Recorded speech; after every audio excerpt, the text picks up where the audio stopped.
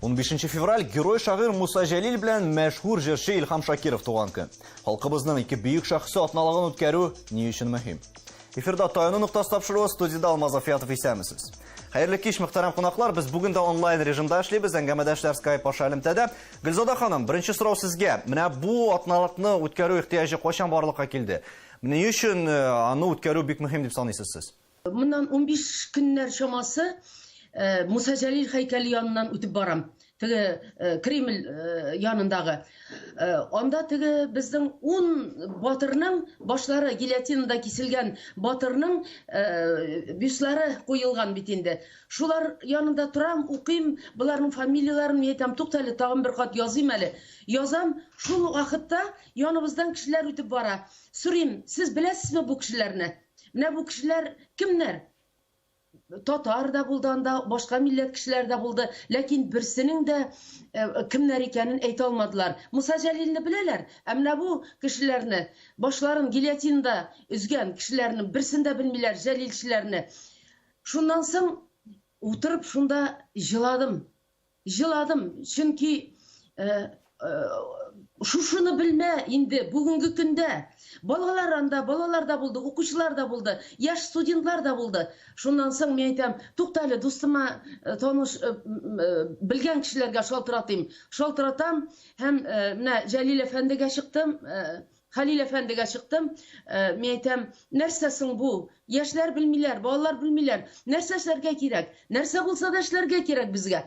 Шуннан соң ул әйтә, 15 көнне Муса Жәлилнеке дә, Илһам Шакировның да туган көне.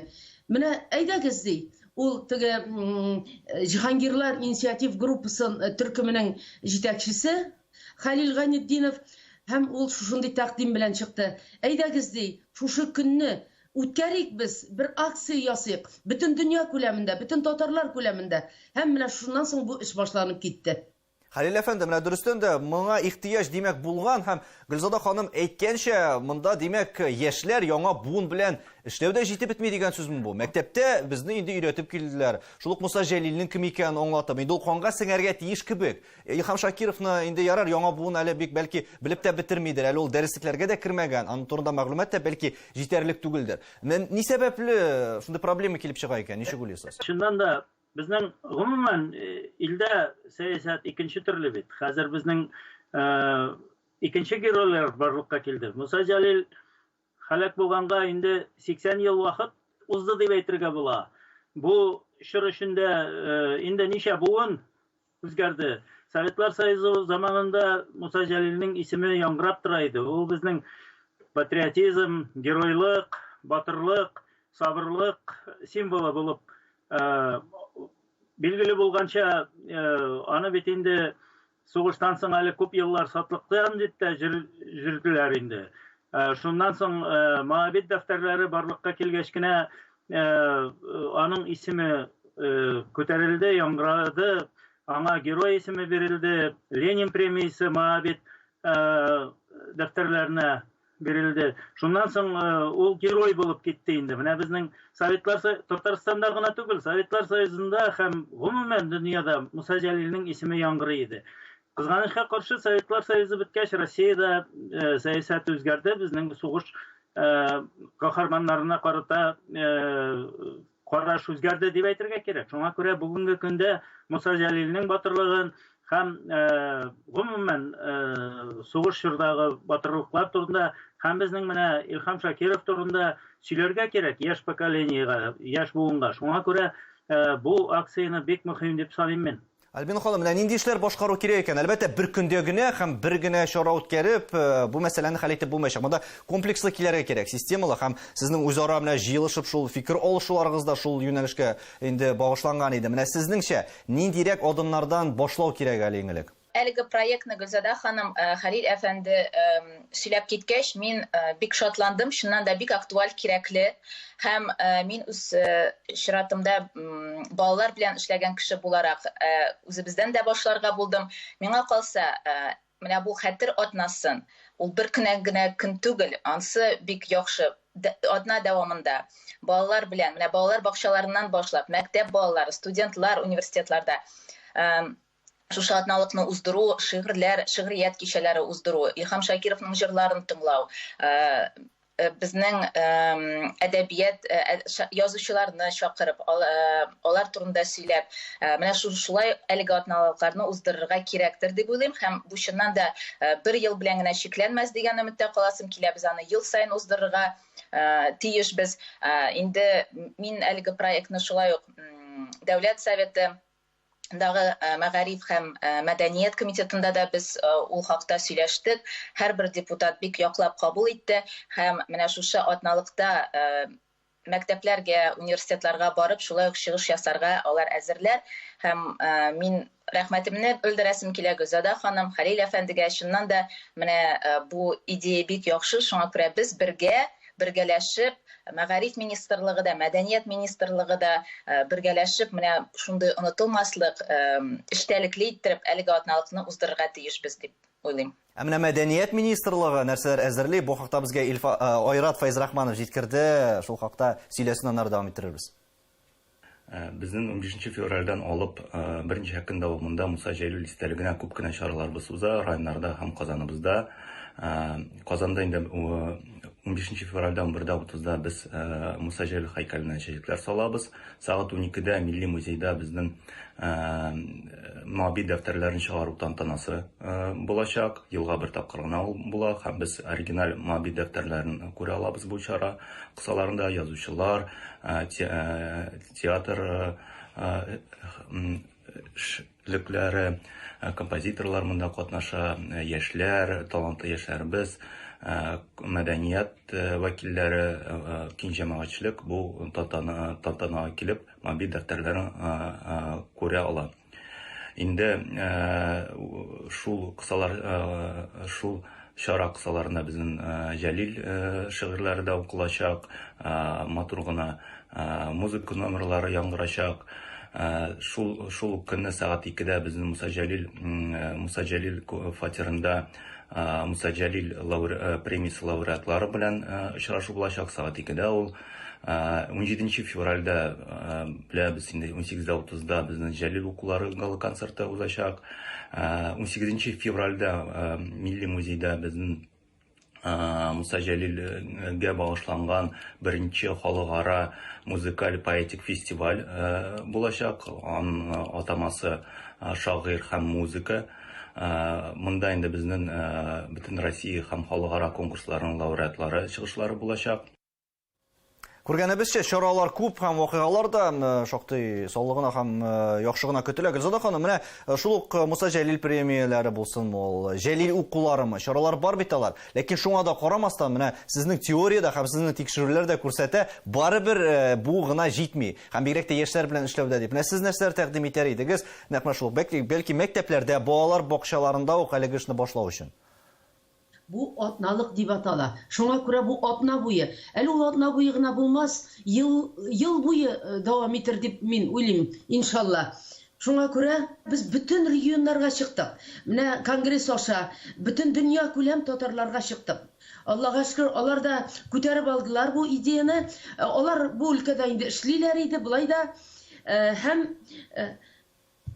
менә мин үзем чыккан башка регионнар. Әгәр дә бүгенге көндә пандемия дигән булып инде зур чаралар үткәрә алмасак та, мәктәпләрдә, библиотекаларда, кызыл пычмакларда, фольклор коллективларында, үзе сән-сәнгать коллективларында бергәләшеп тупланып, ниндидер, яки онлайн, яки бергә очрашып, шундый чаралар бик күп үткәреләчәк, иншалла. Менә ерак чыгыштан башлап, Сибир анда, Урал регионнары, анда Идел буе регионнары, шәһәрләре, андан инде безгә теге чит илләрдән дә чыктылар, безгә үзләре тәкъдим итеп, шундый тәкъдимнәр белән чыктылар. Мәсәлән, Мариилдан Мәүлизә исемле ханым, ул бик актив ханым инде, ул әйтә, без кирәк ди Муса Җәлил шишмәләре дигән исемнәр бирергә, һәр авылда шишмәләр булдырырга. Ну, шишмәләр бар инде. Исем кушарга, Муса Җәлил шишмәләре. Аннан соң мәктәпләрдә, мәсәлән, альбомнар булдырырга, күчеп йөри торган альбомнар. Менә ул менә без, мәсәлән, башлап җибәрәбез. Менә мин үзем бер альбом башлап җибәрәм, һәм аны бирәм мәктәпкә. Менә безнең көнне ашу тантанасы була 2-нче татар гимназиясендә. Камария Зинуровна анда катнашачак, иншалла. Менә шунда инде бу нине тапшырачакбыз альбомны. Шушы альбом дәвам итәргә тиеш, күчеп йөрергә. Анда Муса Җәлил турында да, Илһам Шакиров турында да мәгълүматларны балалар үзләре туплап, үзләре шунда теркәп, һәм үзләре ясадылар бу мәктәптә. 2-нче мәктәпкә җибәрәләр. Тагын башка районга җибәрәләр. Районнар, дөнья күләм йөри торган менә шушындый альбом булдырырга һәм аны ахырдан музейга тапшырырга. Бәлки ул район музеенда, бәлки ул зур музейда, бәлки Казан музеенда. Менә шулай итеп, менә бу эшнедә тәкъдимнәр бара. Шундый тәкъдимнәр килә кешеләрдән. Һәм инде менә Ульян, ул безнең бик актив эшли торган район. Рамис безнең Сафин, үзегез беләсез. Ул анда бу атналыкта шуның хәтле чаралар үткәрә. Библиотекада да, ул татар хатын-кызларын, укытучыларын да җыеп, татар тел укытучыларын да җыеп, балаларын да җыеп, Җәлилгә багышланган шигырьләрне укып, Муса Илһам Шакировның җырларын тыңлап. Монда мөмкин беләсезме ничек? Теге зур концертлар гына ясарга димәгән. Монда гаиләләрдә мөмкин. Менә тыңларга без аннан соң әзерләдек шундый Аксу Рөстәм Сарваров әзерләде. Муса Җәлилнең шигырьләреннән генә торган шундый бер блок әзерләде. Менә Илһам Шакировның исемен мәңгеләштерү буенча нинди эшләр башкарылачак, бу хакта рекламадан соң.